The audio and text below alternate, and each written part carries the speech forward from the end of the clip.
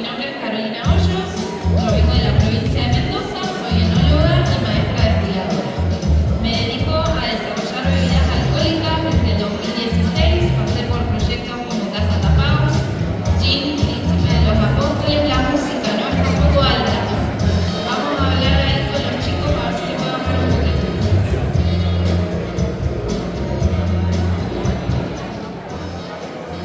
Muchas gracias. Era mejor, ¿no? Sí. Bueno, entonces como les contaba, soy Caro Hoyos y me dedico a desarrollar bebidas alcohólicas hace ya muchos años, desde el 2016. Me he especializado sobre todo en vermú, que es lo que afloró en el último tiempo, ¿no? Como una bebida que nos identifica como argentinos y que la verdad volvió como una gran sorpresa. Y la idea de la propuesta de hoy es compartirles en vivo y en directo, como me den las manos, quizás pida ayuda, armar una receta de vermú juntos, ¿sí? Y que a través de esta dinámica podamos entender un poquito mejor qué significa crear un vermú, en qué proporciones deberíamos utilizar los ingredientes, y obviamente crear bebidas tiene una infinidad de variables, porque realmente es como crear un plato de comida o crear una canción, ¿sí? Esto es un poco lo mismo, es seleccionar distintos ingredientes y generar un producto que sea rico, que sea realmente disfrutable, ¿sí? Entonces, siempre digo que el primer paso para crear una bebida es entender qué es lo que quiero crear. En este caso, vamos a crear vermú. ¿Pero qué es el vermú? ¿Sí? Es la primera pregunta que me gusta responder. Yendo al origen, el vermú, ¿sí?, significa ajenjo. Es una palabra acá. Ajenjo es una hierba que le dio origen al vermú y que justamente nació como una bebida medicinal. Bien, o sea, en el siglo, les diría, 18, más o menos, hace mucho tiempo atrás, donde realmente no había mucha medicina desarrollada, lo que se hacía era macerar hierbas, botánicos, y extraerle los principios activos, medicinales, ¿sí? Entonces existían los famosos boticarios, donde te vendían los concentrados de distintas hierbas según la dolencia que tenían. Entonces, el ajenjo era uno de ellos, ¿sí? El ajenjo tiene principios digestivos, ¿sí? Ahora, ¿cómo es que pasamos de una medicina a una bebida tan rica y tan disfrutable? Bueno, hay una persona en Italia que se llama Antonio Benedetto Carpano que dijo en su boticario, de hecho él tenía su propio establecimiento, dijo: ¿qué pasa si yo agrego manzanilla, raíces, cítricos, azafrán, lo endulzo y lo pongo en una botella? ¿Sí? Y se lo llevó al rey que en ese entonces estaba en Italia. Y ahí generó el cambio, ¿sí? Ese punto de inflexión entre medicina y una bebida por placer. De ahí en adelante aparecieron las famosas marcas como Carpano, Cinzano, Martini, que quizás son los botellones que vemos hoy en las góndolas, y que de repente en Argentina se hicieron muy conocidas, casi las perdemos por un momentito, pero afloraron, como decíamos, rápidamente hace unos años. Ahora bien, ¿por qué tenemos vino en esta composición? No sé si sabían que el vermú tiene base vínica, a diferencia del Fernet o de los Campari, por ejemplo, que no tienen vino. El vermú tiene que tener un mínimo de 75% de vino, ¿sí? Y esto ya nos está hablando de una proporción que nosotros tenemos que poder medir para poder hacer la formulación, ¿sí? La idea es que hoy yo planteé 1 litro de vermú para que podamos llevarlo después a 2, 3, 4, 5, multiplicando todas las proporciones, ¿sí? Entonces, ya sabemos que el mínimo para hacer vermú es el 75% vino, ¿bien? Ahora bien, dijimos que Carpano había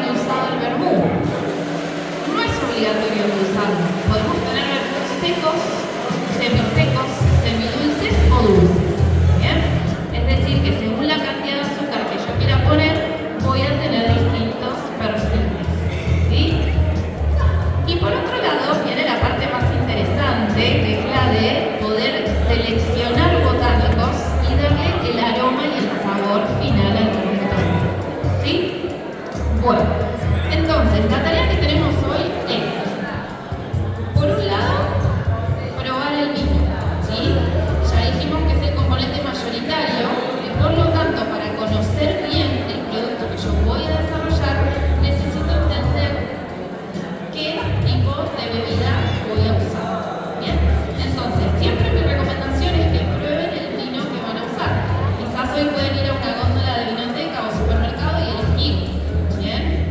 En este caso tenemos un vino tinto, ¿sí? Que nos facilitó Ale, que es un vino cordobés.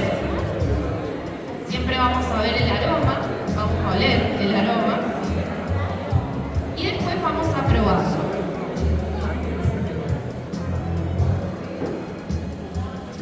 Bien, la idea de esa degustación no es que nos volvamos sommeliers ni superenólogos, pero sí es entender qué propiedades tiene para después equilibrarlo con distintos botánicos. Por ejemplo, este vino es muy fresco, ¿sí? Tiene una acidez bien marcada, por lo tanto me va a acompañar muy bien con botánicos más dulzones, por ejemplo, ¿sí? Obviamente después la identidad local la vamos a dar con peperina, con pimienta, ¿sí? Le vamos a dar distintos toques. Ahora bien, voy a necesitar a alguien que me vaya teniendo el micrófono. Vamos a hacer lo siguiente. Para preparar un litro de vermut necesitamos 75% de vino, ¿sí? Yo voy a preparar 3 litros. Voy a hacer algunos cálculos que yo sé que por ahí se pueden llegar a perder, pero es importante para después la práctica, ¿sí? Entonces, si yo voy a preparar 3 litros de vermut, de esos 3 litros el 75% tiene que ser vino. Es decir, 2 litros con 25 tienen que ser vino. Este vaso es de 500 mililitros, siempre tengan algo para poder medir. Nosotros usamos probetas graduadas, pero pueden ser vasos medidos, ¿sí? Vamos a medir el vino.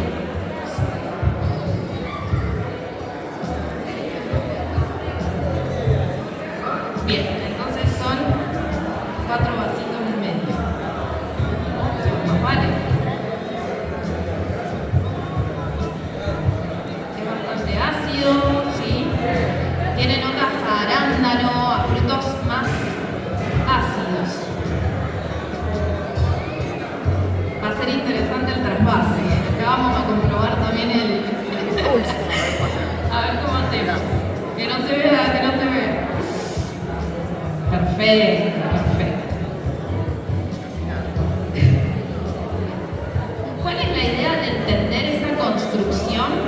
Es que nosotros necesitamos de alguna manera plantear que hay una graduación alcohólica final a la que tenemos que llegar también, ¿sí? Legalmente tenemos que tener entre 15 y 17 grados de alcohol para que sea vermut, ¿sí? Si tiene menos, ya no es vermut. Por eso es tan importante medir las cantidades, ¿sí? ¿Qué pasa?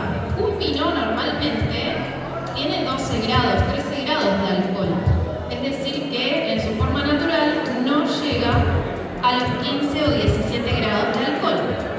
Por lo tanto, vamos a tener que acudir a un tercer ingrediente que es el alcohol, ¿sí? El alcohol es un alcohol de 96 grados de uso alimenticio neutro, es decir, que nos va a permitir extraer las propiedades de los botánicos sin interferir en los sabores y aromas de ellos, ¿sí? Entonces va a cumplir 2 funciones este alcohol. Muchas gracias. 2 litros, faltan 250, la mitad del vaso.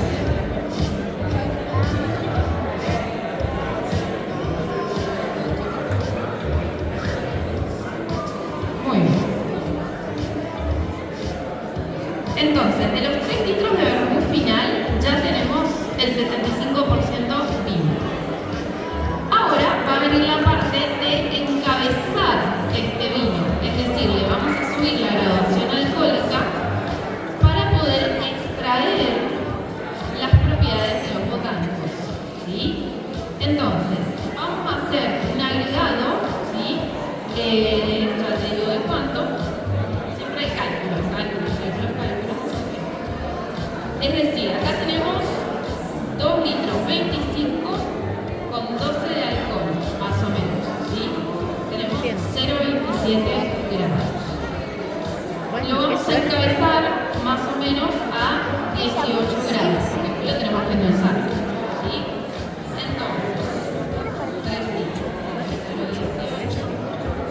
que llegar a 0,54. Y ya teníamos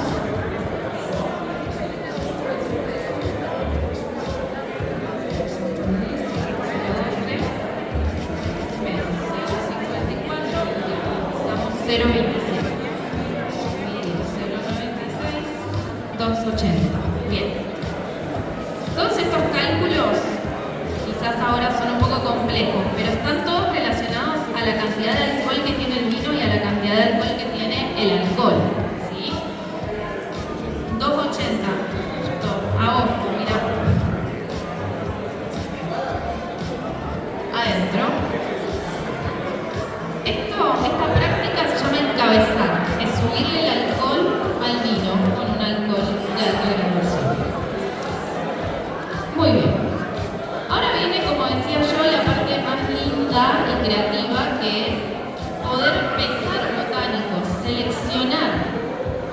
Y la verdad que es el mundo más infinito que existe, ¿no? Porque digo, ¿qué pasa si yo mezclo un poco de pimienta con peperina, con cedrón, con clavo y con cáscara de naranja? Pero de repente quiero hacer otra prueba y pruebo con laurel, pruebo con tomillo, ¿sí? Entonces la idea de este ejercicio es que ustedes puedan ejercitar distintas maceraciones para ver distintos resultados. Hoy vamos a hacer un perfil bien local, ¿sí? Que tenga mucha peperina, que sea más fresco y herbal a través de ese botánico, pero lo vamos a acompañar de otros que son importantes, ¿sí? Uno importante es la raíz de angélica, ¿sí? La raíz de angélica junto con la raíz de genciana son botánicos que generan textura, ¿bien?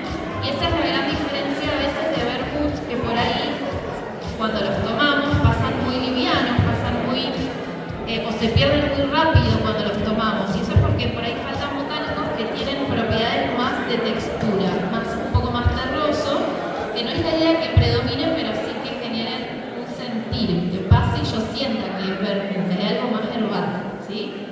Entonces, vamos a usar raíz de angélica, vamos a usar raíz de genciana como para dar textura.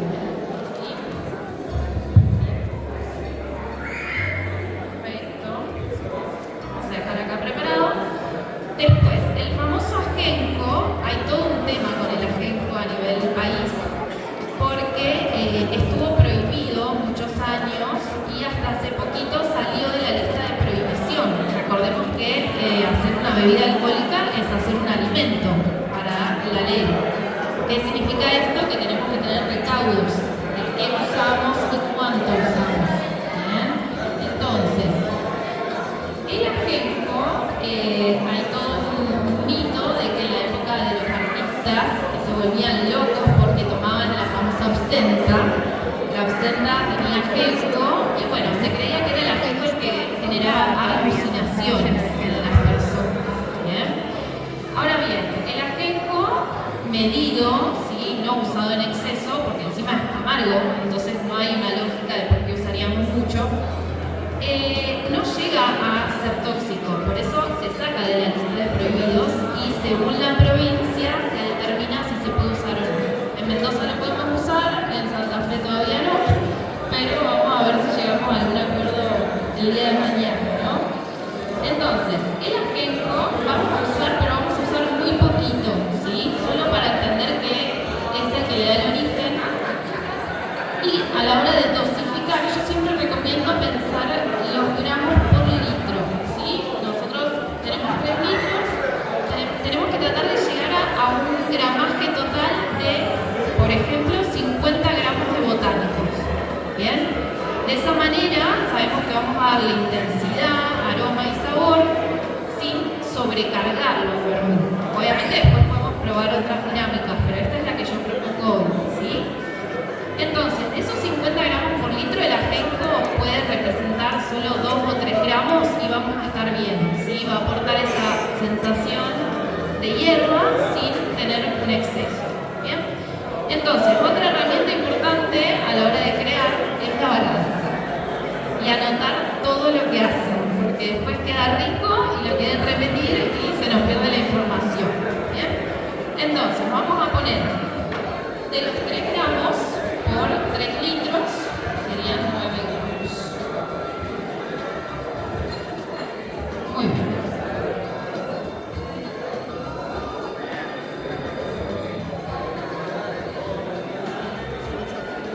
Sí.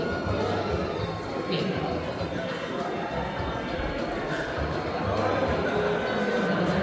9 gramos.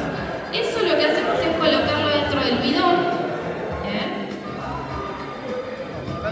Vamos colocando. ¿Alguna ayudanta nos quiere dar una mano? Anda, Juana. Bueno, meterlo ahí en el bidón. Poner el ajenjo dentro del interés. ¿No querés ir a jugar? Tiene que empezar desde. Bien, respecto a las raíces son amargas, son terrosas, como decíamos, entonces la recomendación es no ir por dosis muy elevadas, así como el ajenjo, recomendaciones de 4 o 5 gramos por litro sería una buena elección, ¿sí? Nunca irse a 10 o 15 gramos porque ya estaríamos excediéndonos bastante en todo lo que va a aportar de amargor, ¿sí? Bien, vamos a empezar acá. Vamos a poner, Angélica, vamos a poner 5 gramos por litro, es decir, 8 gramos. No. 15. Ah, sí, 5 por 15. Me quedé en el ajenjo. Bien. Fíjense que estamos armando como un rompecabezas desde la parte de textura, por eso arrancamos por acá, y después vamos a ir elevándonos hacia los botánicos más de sabor y aroma. No, que sí, yo quiero. Ahora lo pones vos. Ahora parate de decir. Bueno, va a pasar la dosis total de raíces que yo recomiendo es que no supere los 5 o 6 gramos por litro. Entonces vos podés usar una raíz en la totalidad de los 5 o 6 gramos o combinarla con otra. Acércate y decir yo lo próximo. Dale. Son específicamente esas dos. Puede haber otras raíces, por ejemplo, regaliz. Bueno, ahora vos, anda, decirle. Bueno, Lo próximo yo. regaliz. La raíz de regaliz es otra buena opción también. Y la cúrcuma, lo que habría que probar es su nota punzante, porque ahí hay una diferencia entre raíces que por ahí no son tan aromáticas y otras que sí. Entonces ahí habría que ver si es un poquito menos. Bien, entonces otra de la invitación que yo siempre hago y por ahí lo plasmo un poco en el libro es antes de dosificar, porque yo acá estoy proponiendo, pero la idea es que ustedes puedan conectar con su parte sensorial y conocer todos los botánicos sintiéndolos, probándolos, oliéndolos y sintiendo en boca qué sensación les da. Entonces por ahí por instinto ya van a saber qué botánico usar más o menos según esa sensación que nos da, ¿sí? Por eso la cúrcuma puede ser un poco más invasiva, entonces por ahí conviene poner menos. Lo mismo que el anís, que ahí vamos al grupo de semillas. Bien, de cristiana, entonces vamos a poner 1 gramo nada más. No por 3. Y ya que venimos hablando del anís, hay un grupo que son las semillas, ¿bien? Que son botánicos muy pequeños, pero que en poca cantidad aportan mucho aroma y sabor. ¿Sí? Entonces, no porque sean chiquititos hay que poner más, porque si no, ponemos 3 semillas de anís y nos tapó todo el volumen. ¿Bien? Entonces, si quisiéramos darle un toque de semilla, vamos a ver si tenemos alguna, por ejemplo, coriandro, muy rico. Después tenemos, bueno, de semilla creo que tenemos solo uno. El coriandro, no sé si lo conocen, pero si lo plantan, da la planta de cilantro. ¿Sí? La semillita es muy rica porque es, cuando la apretás se siente el olor a limonado, un aroma a limonado, especiado. Son chiquititas, pero muy ricas. Ahí si quieren les voy pasando.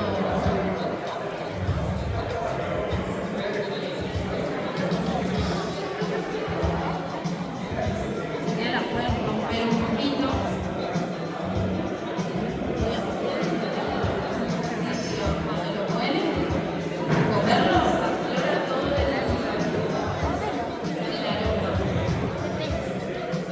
Danger. ¿Qué?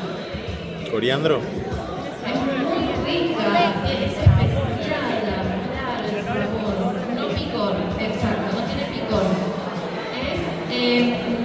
De hecho, se usa mucho en los vermouth tradicionales. ¿Te gustó? Y en los blancos, vermouth blancos queda muy rico también.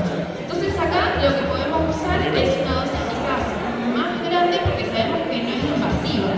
¿Sí? Entonces para dar un poquito más de identidad y de sabor, podemos ir a una dosis de 8 gramos por litro, 10 gramos por litro, que sabemos que nos va a aportar una nota especiada, nos va a dar una nota limonada muy agradable. Anda, decime que querés pasar. Vamos a poner entonces, sí, 8 gramos. 24.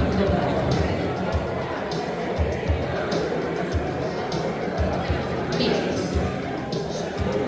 Otro grupo delicado de la mano de las semillas son las especias. Nuez moscada, clavo de olor. Bueno, el anís puede también denominarse como una especia. Gracias.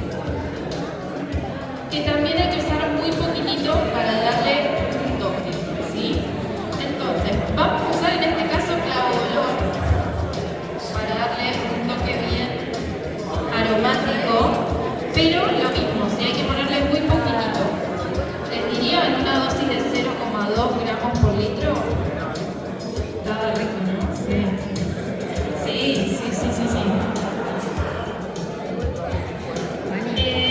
En el caso del clavo vamos a usar 0,2 gramos, ¿sí? No, Yo está bien. recomiendo quizás como máximo usar 1 gramo por litro porque realmente es muy invasivo. Y la idea acá es que haya un equilibrio, un balance, ¿sí? Lo mismo que la nuez moscada, siempre usar poquito. La nuez moscada no, se raya o se parte, se quiebra en trocitos. Sí, entera no sé, no. La idea es que se pueda extraer, lo que sí a veces cuando uno usa polvos, ¿viste? Cuando compras el polvillo, a veces uno no sabe bien qué proceso tuvo ese polvo, es algo que lo hagas vos, ¿no? En tu casa. Pero para la trazabilidad está bueno que vos la muelas y sepas cómo la preparaste. ¿Sí? Muy bien. Vamos a ir al grupo de hierbas aromáticas. Y dentro de ese grupo tenemos una inmensidad de cosas. Tenemos la peperina, el cedrón, el laurel. A ver si nos quedó alguno. No, ahí ya tenemos 7. Bueno, dentro de... dentro de acá.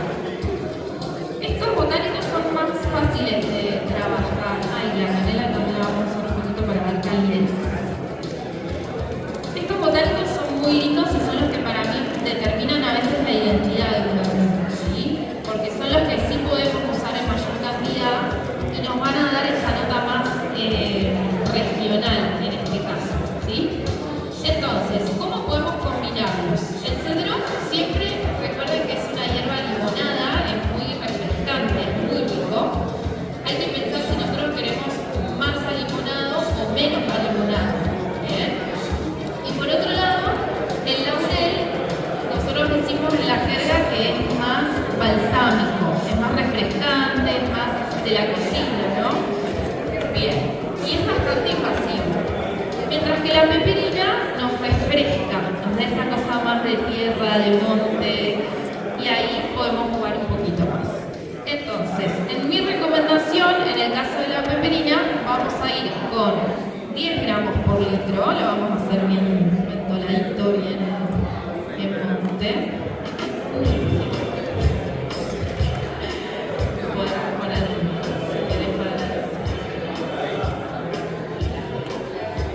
pero que se entienda que podemos, digamos, usar más cantidad porque ahí necesitamos que algo ponga, digamos, ¿sí? Muy bien.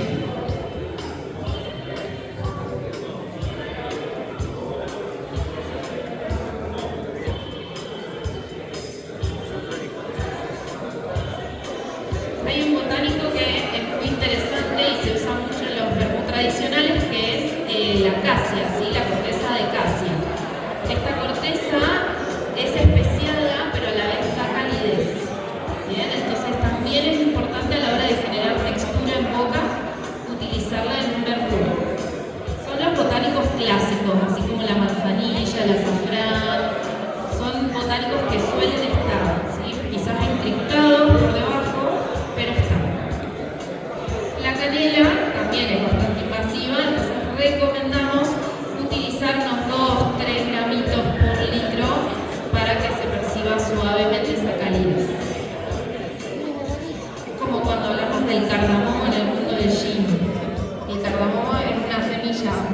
muy invasiva, pero a la vez muy agradable. Entonces por ahí a veces queremos ponerle mucho porque nos gusta, pero eso puede generar también que canse al tomarse el vermú. ¿Sí? Perfecto. Qué grande. Muy bien. Y por último, vamos a utilizar. No, pero porque ya lo hicimos bastante con la limonada del colegio. Y generalmente se agrega una cáscara de cítrico, tradicionalmente la cáscara de naranja, amarga y dulce. Pero hoy en día innovamos y usamos por ahí cáscaras de pomelo, cáscaras de lima, de limón y vamos dando otras notitas cítricas. ¿Sí? Es importante entender que los botánicos, como habrán visto, todos se usan secos. ¿Sí? Y esto es muy importante porque el vino es un producto que está vivo, ¿sí? Que evoluciona constantemente y es muy sensible a la temperatura y al oxígeno. Entonces, si nosotros agregásemos botánicos frescos, estaríamos agregando partes acuosas de las plantas que harían más inestable y oxidable al vino. Entonces, nuestro vermú en pocos días empezaría a ponerse feo, ¿sí? Se pone amarillo, se pone naranja, cambia de sabor. Entonces, la recomendación es que sean secos. Vamos a usar cáscara de naranja, amarga y dulce. Acá, otra vez, son botánicos muy sutiles, muy agradables y podemos utilizar entre 10 gramos y 15 gramos sin ningún inconveniente. Y son más pesados, entonces no hay que usar tanto. Perfecto, muy bien. Se ha ganado el vermú. Y la dulce también. Sí, no es lo mismo la dulce que la amarga. Obviamente una aporta más amargor, que es lo que también necesitamos generar un poquito en boca. Y la dulce que sí nos va a dar más sensación de cítrico. Muy bien. Una vez que terminamos de seleccionar los botánicos, dosificarlos y ponerlos a macerar, necesitamos guardar este frasco o recipiente bien hermético en un lugar oscuro y fresco. Recuerden que el vino es la parte sensible de este producto. Una vez al día lo van a mezclar para ayudar un poquito a que los botánicos se sumerjan, ¿sí? Que se vayan hidratando y vayan extrayendo. Lo van a dejar aproximadamente 25-30 días, ¿sí? Y lo van a probar. ¿Por qué? Porque tenemos que ver si el punto justo de aroma y sabor llegó a esos 30 días o quizás necesita todavía un poquito más. ¿Bien? Ese parámetro es muy importante entender que como nosotros estamos usando más o menos un alcohol de 18-20 para macerar, es un alcohol bajo, ¿sí? Entonces se extrae lentamente el aroma y el sabor. A diferencia de si hiciéramos una mezcla de alcohol y agua a 60 grados, 70 grados de alcohol en otro recipiente y pusiéramos todos los botánicos a macerar ahí. En esa fuerza alcohólica yo en 10, 15, 20 días quizás ya tengo todo ese aroma y sabor que necesitamos. ¿Bien? Son distintos métodos para elaborar. Entonces, cerramos, agitamos y pasados los 30 días, si llegamos a sentir ese sabor y aroma que estábamos buscando, lo que vamos a hacer es filtrar los botánicos, los vamos a retirar. ¿Cómo los podemos retirar? Yo recomiendo a nivel casero los filtros de café que son de tela o de algodón, porque de esa manera va a pasar fácilmente todo el líquido y va a retener bien los botánicos. ¿Bien? Obviamente la dinámica esa habría que hacerla después de los 30 días, pero el objetivo de filtrarlo es que finalmente endulcemos el producto. ¿Bien? Pensemos que este vino daba para hacer un vermú dulce, por ejemplo. Dulce puede ser 100 gramos por litro de azúcar, 120 gramos por litro de azúcar. Eso a veces son partes de los ensayos que hacemos para ver en qué punto me gusta más. ¿Sí? Entonces, cuando hablamos de gramos por litro de azúcar, es que hay que pesar los gramos por litro de azúcar. va a estar más difícil. Bien. En este caso, vamos a endulzar a 100 gramos por litro. Es decir, que vamos a poner 300 gramos de azúcar. ¿Sí? Esto no se hace para macerar, se hace una vez finalizada la maceración. ¿Bien? Porque de esa manera se va a disolver bien el azúcar y no va a afectar en la maceración. Después de los 30 días, sí. De hecho, es muy interesante probar azúcar rubia, azúcar mascabo, porque nos van a dar notas más acarameladas, más a café, y es otro estilo también. Entonces sí se puede. De hecho, también se puede utilizar mosto concentrado de uvas, que por ahí es un ingrediente que es más difícil de conseguir según la provincia, pero en Mendoza usamos mucho mosto porque hay mosteras allá. Entonces, bueno, usamos de esa manera. Hay que hacer así, Lo que para sí así por con ahí la no se manita. puede usar, no se recomienda es la miel, que es un poco más inestable, en el caso del vermú por el tema del vino. Empujar despacito.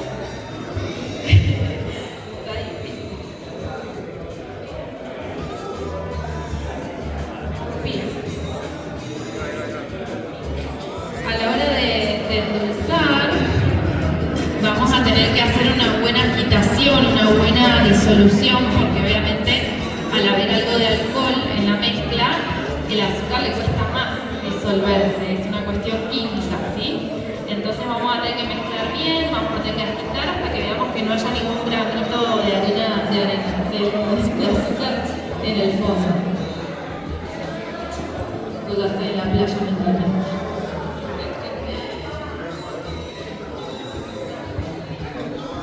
Una vez que está endulzado este vermú, que están haciendo muy bien acá mis ayudantes, el objetivo sería probarlo. ¿Bien? Piensen que nosotros a la hora de desarrollar, como les decía, preparamos varias opciones porque aprovechamos esos 30 días de maceración para probar distintas combinaciones. ¿Sí? ¿Cómo se toma el vermú? La pregunta del millón. ¿Cómo lo tomarían ustedes? Hielo y soda. Hielo y soda. Siempre hielito para enfriarlo, ¿sí? Es recomendación, obviamente se les gusta más temperatura ambiente, más medicinal, pero con hielito, ¿sí? La soda es una muy buena opción para refrescar y para no modificarle tanto el sabor al vermú. Hoy por ahí se puso muy de moda el agua tónica también, que queda más como un cóctel, a veces en este tipo de preparaciones con vino tinto, parece más un tinto de verano, que es una bebida más española, más con frutas y cítricos, y queda rico también con tónica. Algunos le ponen gaseosa de pomelo, para darle otro sabor.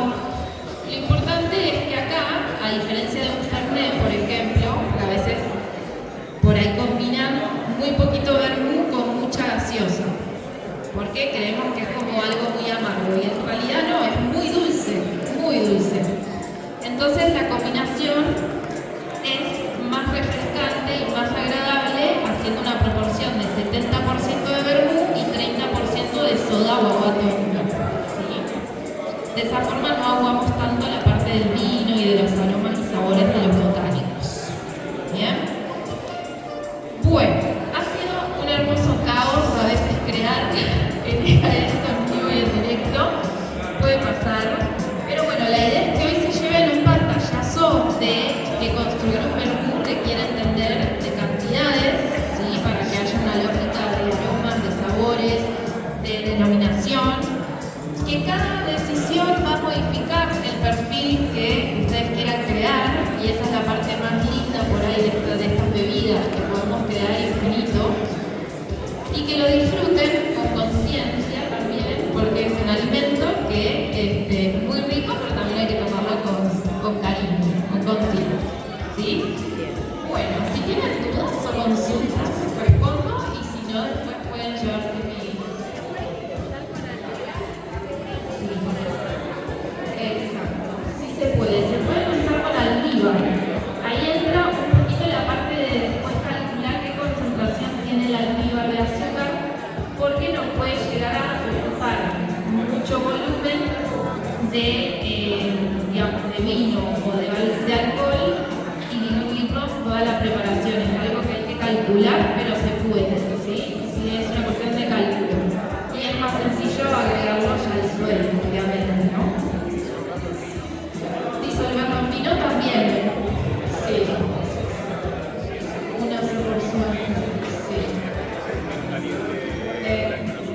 Bueno, está bueno lo que mencionás. Vino caliente implica que cambiemos las propiedades del vino. Entonces, por ahí, yo ahí digo, bueno, ojo, por ahí el vino a temperatura ambiente sí porque tiene menos alcohol, pero no modificarle con calor y oxidante. ¿Bien? Bien. Sí.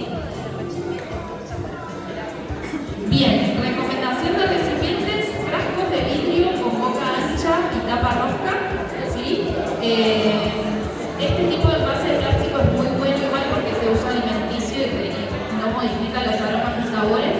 Por ahí lo que pasa es esto, que es chica la tapa, entonces es más incómodo de botarlo total. Pero los frascos de vidrio de 3 litros o de 1,5 litros van muy bien. Rotulados para que siempre se acuerden de la fecha de maceración, hasta qué día lo ponen, cuánto de alcohol. Sí.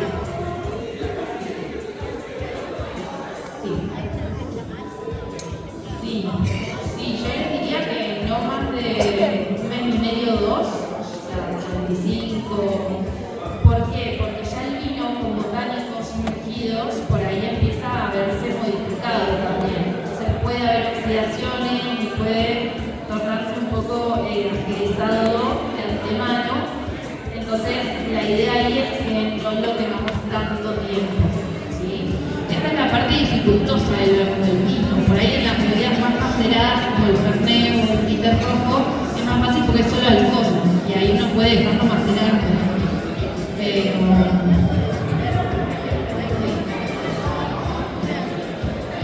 Sí, en el caso de las hierbas se podrían usar tinturas, eso vos lo podríamos agregar después, por ahí macerar algunas raíces o cortezas que por ahí necesitas más de esta maceración, las retiras y después agregás gota a gota o con algún medidor hasta el aroma y sabor que vos querés. Eso se puede, sí. Sí, claro. Bueno. Bueno. Muchas gracias. La paciencia, la atención, a mi ayudante. Gracias, Julián. Bueno, les quiero contar que los que están más interesados en seguir aprendiendo, ahí está el libro de Caro que tiene ahí en el stand. Yo le hago la propaganda para que lo pueden pasar a ver y se lo llevan. ¿Vamos? Bueno, gracias por participar en la charla. Agradecerle a Caro que vino desde la provincia de Mendoza solamente para pasar este día con nosotros. Lo mismo a Seba, que viene de la provincia de Buenos Aires, de la localidad del Pato. Ambos son productores de bebidas, como pueden ver, y autores del libro. Tienen los libros en la mesa. Agradecerle realmente por el tiempo que nos han brindado. De verdad que para los que no los conocemos son gente muy grosa, de verdad que saben muchísimo. Entonces para nosotros es una alegría que estén participando de este espacio. Así que les pido un aplauso de vuelta para ellos.